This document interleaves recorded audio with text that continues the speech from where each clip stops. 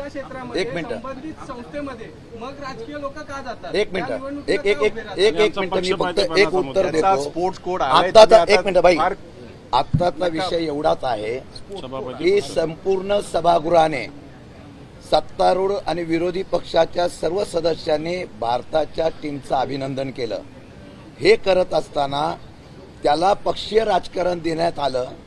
याचा आम्ही विरोध करत असताना दुसरा अधिकार असा आहे की विरोधी पक्षाची आत्तापर्यंतची परंपरा अशी आहे की विरोधी पक्षाचा असलेला अधिकार हा नेत्याचा अबाधित असतो.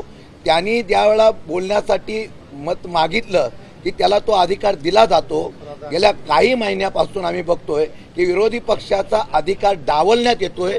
आमचा निषेध आणि आमचा बहिष्कार एवढ्यासाठीच आहे की या असलेल्या सर्व घटनेमध्ये विरोधी पक्षाच्या असलेल्या नेत्याचा अधिकार डावलण्याचा प्रयत्न होतोय. त्याचा आम्ही निषेध केलेला आहे.